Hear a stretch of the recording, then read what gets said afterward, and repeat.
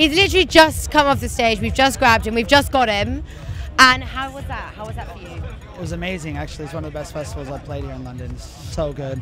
And the vibe was great. I mean, it was going off. Like, it really, really was. Like, maybe. And it wasn't easy to go on after Maya and Marco and so many great artists. John Digweed played, and this was my first year to ever host a stage. Yeah. So I was super excited. And it was just, we only had 1 hour to play, so it was balls to the walls right off the bat. I mean, yeah, that's the thing. I was talking to one of the artists earlier, I was talking to Heidi actually about it, and she was saying about, you know, these short time sets, sometimes it can be quite difficult to really go on the journey with your music. But I mean, you really... I found a way. Like around here, how it's literally, you're going all over the place, and these British festivals are throwing you in all directions, all over the country. How does something like Creamfields compare to something like today? I mean, well, Creamfields, I mean, it's Liverpool, isn't it? So it's a totally different scene. But I felt like here I could probably do a little bit more traveling with the music that I played. I played, you know, all over the place, and the people are a lot more forgiving and you know, just very diverse scene here. So.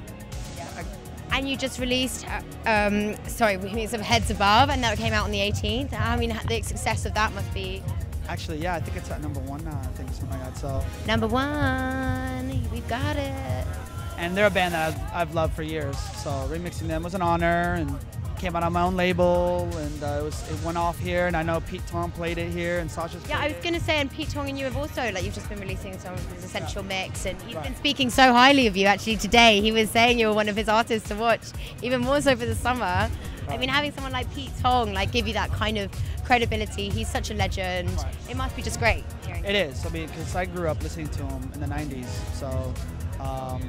And it's always good to get any kind of, you know, respect, any kind of props from somebody that's been around so long.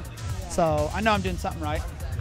And I'm guessing you've got a crazy summer ahead of you as well, continuously. Yeah, just because of Enter and DC10, Circa Loco, and Amnesia, and all these places I'm playing at in Ibiza, along with these amazing festivals. So. No, it's just keeping busy and keeping it all together. It must be sometimes difficult. Do you have sometimes like a routine or a kind of something you like to do prior to your set to kind of get you focused and get you in? Yeah, drink. No, but you know, you just need to take the edge off right before you play. I get nervous, just like anyone else.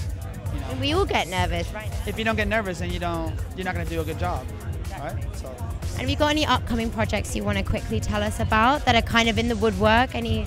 Well, I've been releasing this series of releases called Conjure, Conjure 1, Conjure 2, and Conjure Superstar, which just came out with this big, huge, controversial video.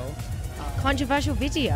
When can we see that? It's got all kinds of sex and violence and... When can we see that? And the director is actually a guy from here, and he decided to, he's extremely artsy, and he's really into making these crazy kind of films. He decided that he wanted everything to be realistic as possible. So all the sex, all the drug use, everything's real. So it was basically a party in the video. Yeah, pretty much. Wink, nudge, nudge. I'm not supposed to tell anybody it was real. But yeah, that's all. Yeah, that, and I'm working on Conjure 3. And who's the director as well? Bernard Pooker. He's actually from Austria, but he's been living here forever. And he's a really great director, and he made the video. We kind of came up with the concept together. It was kind of it's a harsh critique of behind the scenes in the dance music world, of what really goes on. And last but not least, we're going to throw our wild card question.